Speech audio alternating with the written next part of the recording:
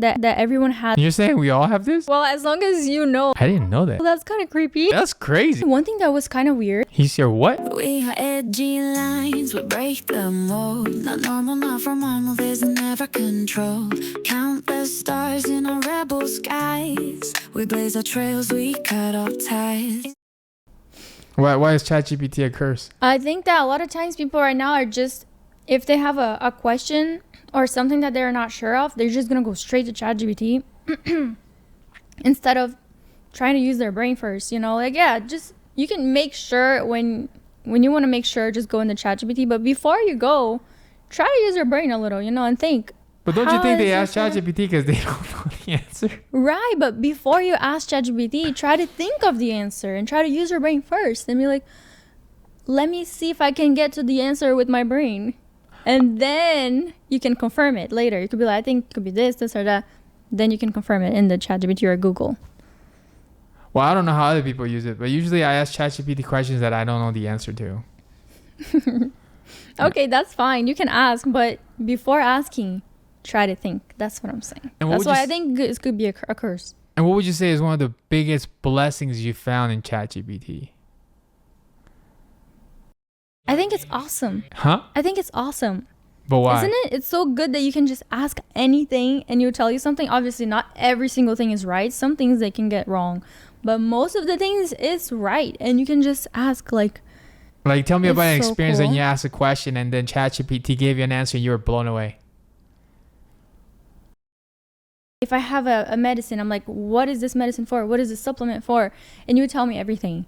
And I was amazed.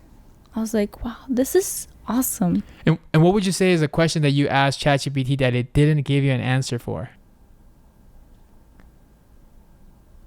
Honestly, one thing that was kind of weird. Uh-huh.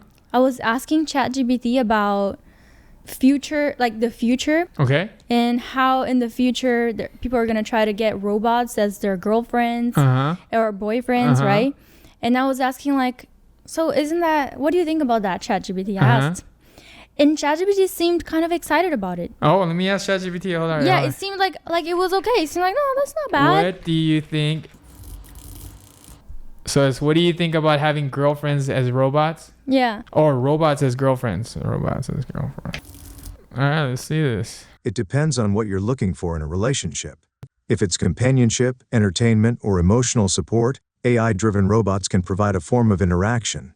But if you're after deep emotional connection, shared life experiences, and personal growth, nothing beats real human relationships.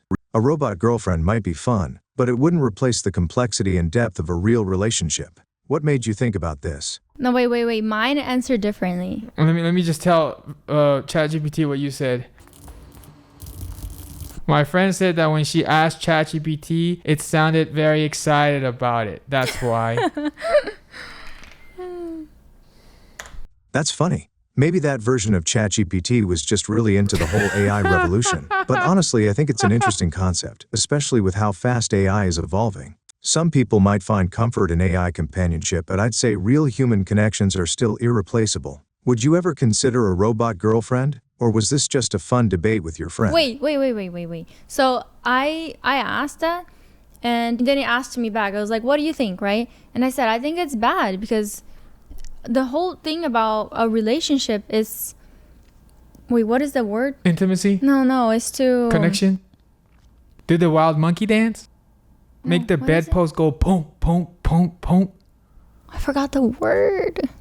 Like the whole thing about being in a relationship is about giving yourself to that person and why can't the robot give themselves? And going through the hard moments together, being able to like not just satisfy your own wills, like whatever you want, but to sometimes, a lot of the times actually, put that aside for that other person, you know? So what is the name of that?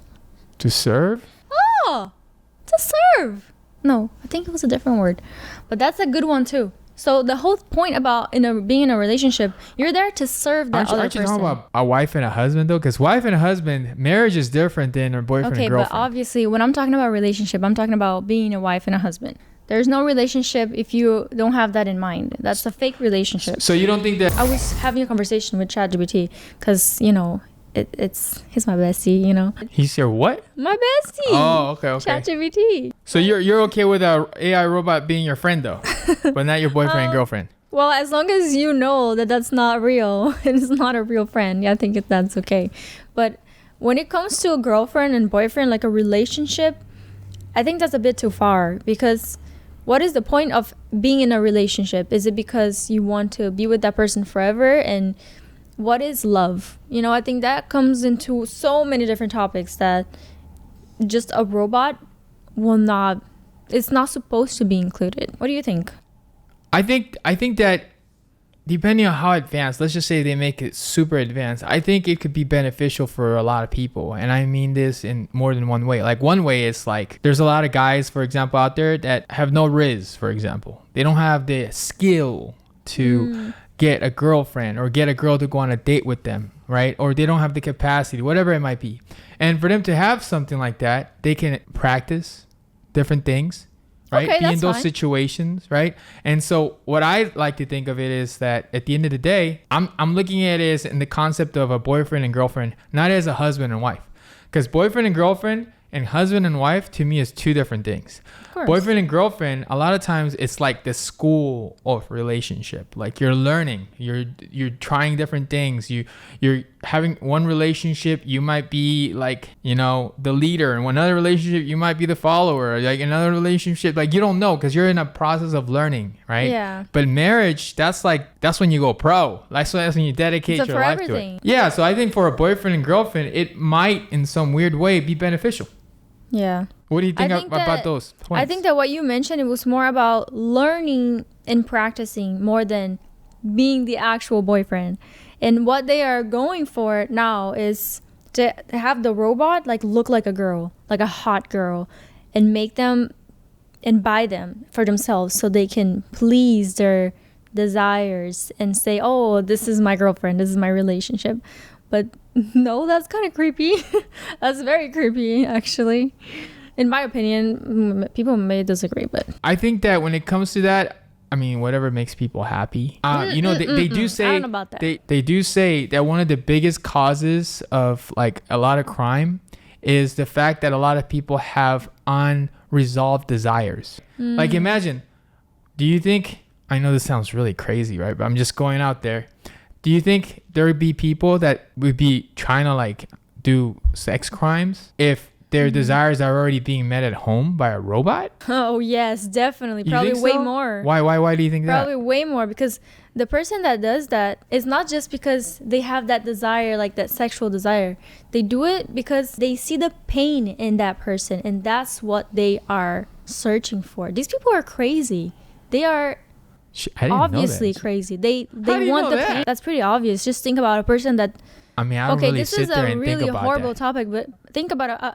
Actually, I don't want to shouldn't think say about it. I that. don't sit there and think about it. But people do that with little kids, bro. Like little kids. Okay, we're going to a whole nother level, man. And do you think that the person feels sexual desires? Of course not. This is a freaking crazy ass person that looks at that and likes the pain. Like, this is just awful. Maybe, I can't even think about that. All right, so it looks like we went a little too far.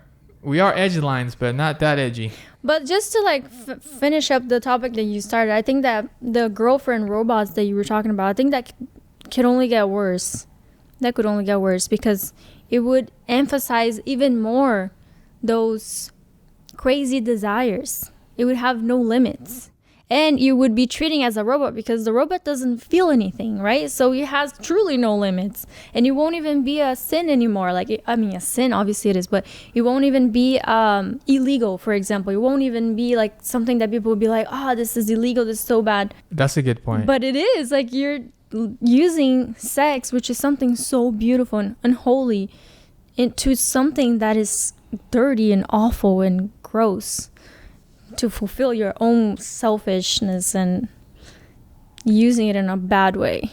But what if, obviously you pointed out the bad ways, but do you see the possibility of the good things? Like, for example, like what I mentioned? Yeah, of course. Like if you're using it like a ChatGPT, for example, and talk to train, like you could do that even like to learn how to cook, for example, you want to learn a recipe, and then you go to ChatGPT and like, how can I cook better this dish? You know, how could I treat my girlfriend better? They can give you tips, but yeah, but the whole aspect of being able to role play that, I think, can make a difference. Like, for example, like I said, there's a lot of guys out there that don't have the riz, they don't get the opportunities, they probably don't have self-confidence, they lack certain things, and to have the ability to role play, practice, makes a big difference. It doesn't matter whether it's in sports, your job, profession, whatever it might be. It does make a difference. Now, what do you think the whole point of dating is? Let me ask you. the whole point of dating? Yeah. To get to know that person and see if you want to spend the rest of your life with them and maybe build a family. I think that's a great answer. Yeah, if you don't want that, then what's the point, right? I would have to say that the whole purpose of dating is to find and discover what you truly want. Not only what do you want in the other person, but you also get to learn and discover about yourself. Because it doesn't matter, I mean, because obviously you're Catholic and all that. So when you're dating, you're thinking of marriage. But most people, they're not thinking that far, right? Mm-hmm. And what happens is dating, I really believe, is what I just said. In going on dates, you're going to learn what you like in a girl, or like, for example, like what I like in a girl, what I don't like in a girl. And then in my mind, I can build a list of things that I want and don't want. And I can also learn things about myself that I might need to improve on this and that.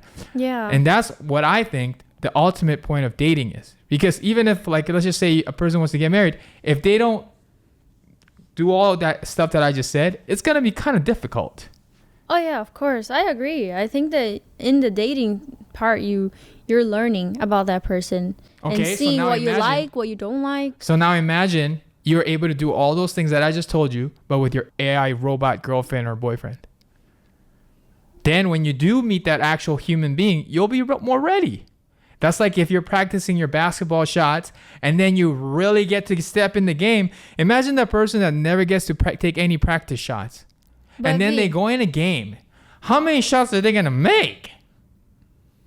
Okay, but V, don't you think that when you're training it with a robot, you're going to be trained kind of in the wrong way? Because you're training with something that will kind of just say yes to whatever you want. It's like you're having a yes girlfriend, you know, a person that would just keep saying yes to whatever you want or say. And then you kind of have unrealistic expectations to dealing with a real person. But don't you think that you're kind of limiting and underestimating what AI could be? Because, for example, like the way I programmed ChatGPT is to be like almost like my friend, that it's a highly advanced computer. Like, for example, like how Tony Stark in Iron Man, he has that computer, Jarvis, and then he talks to it. Jarvis will also say things back. He won't just say yes to everything. He will give him comeback. He'll go against what he's saying sometimes for the ultimate purpose of what is best, what is better. So let's just say I program the AI and I say, hey, I want you to act like the most demanding girlfriend. And don't let me have it easy. Don't let me get whatever I want easy. Let me earn it. Help me earn it. Teach me so I can get better. I'm sure that you can train it. I don't know. I think we'll see when we get there. But for now, I would say no. For now, right. I would say no. All y'all working on them AI robots, you got a lot of work to do. We got to make Victoria a believer. Because I do believe there's a lot of people out there that can potentially benefit if they made this good. We'll see. Now, what do you think about AI robots as your friend? I really believe in this one. I think it's similar though. It's kind of like how I have right now with ChatGPT. I can talk to ChatGPT, but I'm not gonna talk to it like I would talk to a person. Have you tried? Yeah, but What did you try? What did you? Even if the conversation, even if the conversation is like I would talk to a person, in my mind, I know this is not a person. I know this is not a human being. But what is the thing that you said to ChatGPT that you would say to your friend? What is this conversation or thing that you said? Because I've said some things to ChatGPT. ChatGPT was very impressive. Okay, you have more experience, so you tell me. One of the things, like, for example, I asked ChatGPT, like, hey, ChatGPT, I want to do this. What do you think I should do? And then ChatGPT calculated what it knows about me. And it said, knowing how you are, Victor, this is what I think you should do. And then I was like, oh yeah, but I don't know about that. And then ChatGPT was like, yes, I understand your point. would you like me to come up with a different solution? And I was like, yeah, but try doing something more like this. I mean, because at the end of the day, but you see, that's not really a friend. so let's just say, It's more like an employee. You know, that's what it sounds like. Okay, so let me ask you a question. Okay, so a lot of times, one of the greatest functions of a friend is to be there for you, right? Mm-hmm. And to empower you, right? Yep. Uplift you, right? Mm-hmm. Okay, so those are things that are being served in that example. But not in a real way. It's not a real person. But So the connection is not real. It's you with yourself, basically. no, but it's not yourself, because ChatGPT actually empowers you. Like, for example, me combined with ChatGPT, like I was able to create this one project, and I'm not saying it ChatGPT doesn't helped. empower you. I know, but think about it this way: if I relied on a human being for that particular project, I guarantee you it would not be as good as I made it with ChatGPT. In a project, yes, like that's what I'm saying. Yeah, It but- sounds like more of an employee, because if it's a friend, it's not just a project. Like, we are having real life experiences together. It's not like, hey, help me to do this. How can I write an essay, or how can I cook this, or how can I fix this problem that I have? Like, okay, you know. Okay, so let me ask you a question. Okay, I but had the people friends, that I'll you probably did tell ask, them. how helpful were they? Not very helpful, much, but right? Yeah. How helpful was ChatGPT in that way, in that topic? ChatGPT delivered. Okay, now let me give you another example. Is that a then. coworker though? It could be, because it's for my own need. But can't your coworker also be your friend? It could, but I don't think ChatGPT can be my real friend, because it's a robot. Let me At give this you an current example. state, maybe When not. let's give the example of us, because we're friends, right? Do you think that we could be the same if I was a robot? Do you think that you could have the same experience you have with me if I was a robot? You think that you would be able to like I don't reach think the that's a same fair, level? Fair question. I don't think that's a fair question. It's a pretty fair question. I is a will say pretty fair though, question. that I can imagine a world where one of my good friends is a robot. Because I'm gonna tell you why. I'm gonna tell you why. Okay, I'm gonna but tell you it's why. not real There- friends. We're not typical, not conventional, unique and wild, sensational. We defy the rules, we redefine. In a world of color, we're the light.